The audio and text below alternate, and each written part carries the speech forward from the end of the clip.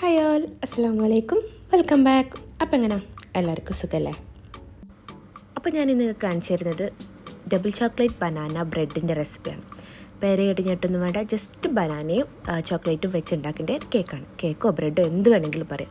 പക്ഷെ നിങ്ങളില്ലേ ഒരു പ്രാവശ്യമെങ്കിലും ഇത് കഴിക്കണം, ഇല്ലെങ്കിൽ നിങ്ങൾക്കിത് ഭയങ്കര മിസ്സിങ് ആയിരിക്കും. കാരണം ഒരു കേക്കിൻ്റെയോ അല്ലെങ്കിൽ ഒരു ബ്രൗണീൻ്റെയോ ഒന്നും ഒരു ടേസ്റ്റില്ല. അതിൻ്റെ മേലെ എങ്ങനെ എനിക്കിത് പറഞ്ഞു തരണമെന്ന് അറിയില്ല, ഭയങ്കര ടേസ്റ്റാണ്. അപ്പോൾ ഒരു പ്രാവശ്യം എന്തായാലും നിങ്ങൾ ട്രൈ ചെയ്ത് നോക്കട്ടോ.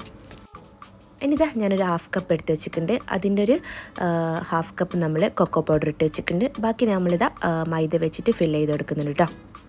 എന്നിട്ട് ഇതിലേക്ക് ഞാനിതാ 1/2 teaspoon baking powder, 1/4 teaspoon baking soda, എൻ്റെ ഒരു പിഞ്ച് ഉപ്പും കൂടെ ചേർത്ത് കൊടുക്കുന്നുണ്ട് കേട്ടോ.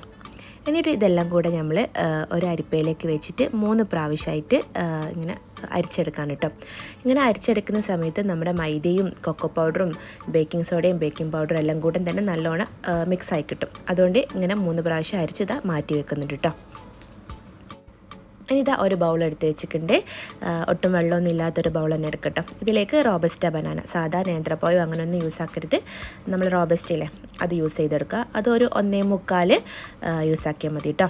എന്നിട്ട് ഇതേപോലെ ചെറിയ ചെറിയ പീസസ് ആക്കി ചേർത്ത് എടുത്തതിന് ശേഷം നമ്മളൊന്ന് ഫോർക്ക് ഉപയോഗിച്ചിട്ടോ അല്ലെങ്കിൽ പൊട്ടാറ്റോ മാഷർ ഉപയോഗിച്ചിട്ടോ എന്ത് വേണമെങ്കിലും യൂസ് ആക്കിയിട്ട് നമുക്കിതൊന്ന് ഉടച്ചെടുക്കട്ടോ. അതേപോലെ നമ്മൾ എടുക്കുന്ന പഴം നല്ല പഴുത്ത പഴം എടുക്കണം. അപ്പോൾ അത് പെട്ടെന്ന് തന്നെ നമുക്ക് ഫോക്ക് ഉപയോഗിച്ചിട്ട് ഇങ്ങനെ മാഷ് ചെയ്തെടുക്കാൻ പറ്റും കേട്ടോ. എന്നിട്ട് നല്ലോണം തന്നെ പഴത്തിൻ്റെ അധികം ചെറിയ അധികം അല്ല, ഒരു വലിയ വലിയ പീസസ് ഒന്നും ഇല്ലാത്ത രീതിയിൽ ഇതേപോലെ ഒന്ന് നല്ലോണം തന്നെ നമുക്കിത് മിക്സ് ആക്കിയെടുക്കാം. നല്ലോണം ഒന്ന് മാഷ് ചെയ്തെടുത്തത് ജസ്റ്റ് ഇത് നമുക്ക് ഈ പഴത്തിൽ നിന്ന് ഒരു വെള്ളമൊക്കെ ഇറങ്ങി വരുന്ന രൂപത്തിൽ ആക്കിയെടുക്കാം കേട്ടോ. ഇനിതാ ഞാനൊരു ജാർ എടുത്ത് വെച്ചിട്ടുണ്ട്. അതിലേക്ക് 1/4 കപ്പ്, ഹാഫ് കപ്പിൻ്റെ 1/4 കപ്പ് പഞ്ചസാര ഒന്ന് പൊടിച്ച് മാറ്റി വെക്കുന്നുണ്ട്. പിന്നെ ആ സെയിം മിക്സിൻ്റെ ജാറിലേക്ക് തന്നെ 2 കോഴിമുട്ടയും കൂടി ഒഴിച്ചു കൊടുക്കുന്നുണ്ട്. പഞ്ചസാര മാറ്റി വെച്ചതിന് ശേഷമാണ് കേട്ടോ, പൊടിച്ച പഞ്ചസാര മാറ്റി വെച്ചതിന് ശേഷമാണ് നമ്മൾ ഇതിലേക്ക് 2 കോഴിമുട്ട ചേർത്ത് കൊടുക്കുന്നത്. എന്നിട്ടൊന്ന് നല്ല ഫൈനായിട്ട് നമുക്ക് കോഴിമുട്ട ഒന്ന് അരിച്ചെടുക്കാം കേട്ടോ. ഇപ്പോൾ ഇതാ കോഴിമുട്ട നല്ല അടിച്ച് പതപ്പിച്ചെടുക്കട്ടോ. എന്നിട്ട് ഇതിലേക്ക് നമ്മൾ നേരത്തെ പൊടിച്ച് വെച്ച 1/4 കപ്പ് പഞ്ചസാരയിൽ ഹാഫ് കപ്പിൻ്റെ 1/4 കപ്പ് പഞ്ചസാര കേട്ടോ. നമ്മൾ ഏത് കപ്പിലാണോ മൈദ എടുക്കുന്നത് ആ കപ്പിൻ്റെ 1/4 കപ്പ് എടുത്താൽ മതി. കാരണം നമ്മളെ പഴത്തിന് നല്ല മധുരം ഉള്ളതിനെ കൊണ്ടാണ് നമ്മൾ ഇതിലേക്ക് 1/4 കപ്പ് എടുത്തത്. നിങ്ങൾക്ക് മധുരം അധികം വേണം തോന്നുകയാണെങ്കിൽ 1 കപ്പ് എടുത്താൽ, ഒരു ഹാഫ് കപ്പിന് 1 കപ്പ് എടുക്കും കേട്ടോ. പിന്നെ അതാ കുറച്ച് ഡാർക്ക് ചോക്ലേറ്റ് ഞാനിവിടെ എടുത്ത് വെച്ചിട്ടുണ്ട്. അതൊക്കെ ഒന്ന് ചെറിയ ചെറിയ പീസസ് ആക്കി കട്ട് ചെയ്തും കൂടി വെച്ച് കേട്ടോ. എന്നിട്ട് നമ്മളെ പഴത്തിൻ്റെ ഇതിലേക്ക് നമ്മളെ മുട്ടൻ്റെയും പഞ്ചസാരൻ്റെ മിക്സ് ഫുള്ളായിട്ട് ഒഴിച്ച് കൊടുത്തിട്ട് ഒന്ന് നല്ലോണം തന്നെ മിക്സാക്കി എടുക്കാം. ഇനി ഇതിലേക്ക് നമ്മൾ നേരത്തെ അരിച്ച് മാറ്റി വെച്ച കൊക്കോ പൗഡർ മൈദൻ്റെ മിക്സില്ലേ അത് ഫുള്ളായിട്ട് ചേർത്ത് കൊടുക്കരുത്, പകുതി ചേർത്ത് കൊടുക്കുക. ഫുള്ളായിട്ട് ചേർത്ത് കൊടുത്താൽ നമ്മൾ കേക്ക് സോഫ്റ്റ് ആവാണ്ട് കിട്ടും, കട്ട പിടിച്ച പോലെ ആയിപ്പോട്ടോ. അപ്പോൾ പകുതി ആദ്യം ചേർത്ത് കൊടുക്കുക.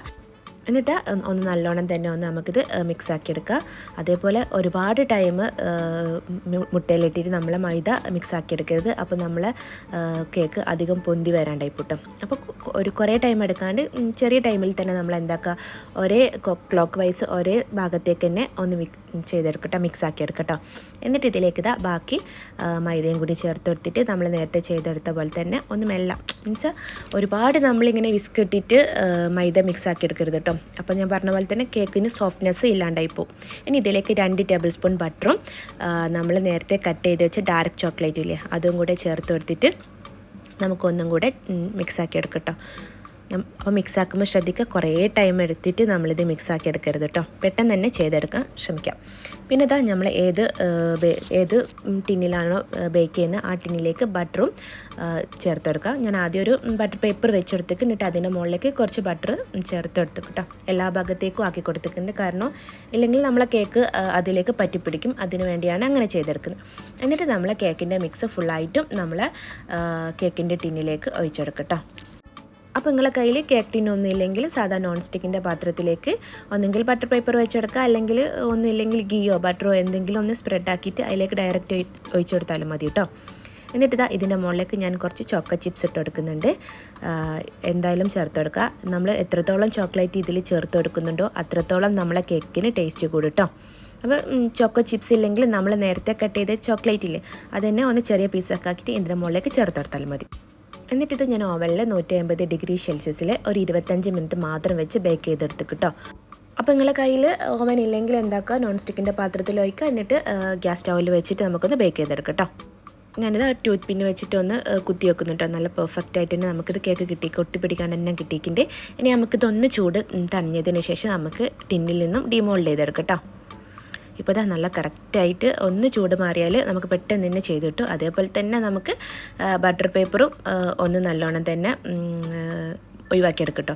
അപ്പോൾ എന്ന് വെച്ചാൽ നല്ല ചൂടോടെ ചെയ്തിട്ടുണ്ടെങ്കിൽ നമുക്കിത് കിട്ടൂല കേട്ടോ. അപ്പോൾ ഒന്ന് ചൂട് തണിഞ്ഞതിന് ശേഷം മാത്രം ഇതൊക്കെ ചെയ്തെടുക്കുക, അല്ലെങ്കിൽ കേക്കും നമ്മൾ ബട്ടർ പേപ്പറൊക്കെ തമ്മിൽ പറ്റിപ്പിടിച്ച് കിടക്കുന്നുണ്ടാവും. അങ്ങനെ ഇതാ നമ്മളെ കേക്ക് നല്ല പെർഫെക്റ്റായിട്ട് നല്ല അടിപൊളി, എനിക്ക് കയ്യിൽ കൂടെ പിടിക്കാൻ പറ്റുന്നില്ല, അത്രത്തോളം ഇത് സ്പോഞ്ചിയാണ്. മീൻസ് അത്രയ്ക്ക് സോഫ്റ്റാണ് നമ്മളെ കേക്കിൽ. മുകളിലെ ചോക്ലേറ്റൊക്കെ നല്ല മെൽട്ടായിട്ട് എൻ്റെ കയ്യിലൊക്കെ ചോക്ലേറ്റ് നമ്മൾ തുടർന്നിടത്തൊക്കെ ആവുന്നുണ്ട് കേട്ടോ. അത്രയ്ക്ക് നല്ല സോഫ്റ്റായിട്ട് നമ്മളെ കേക്കുള്ളത്.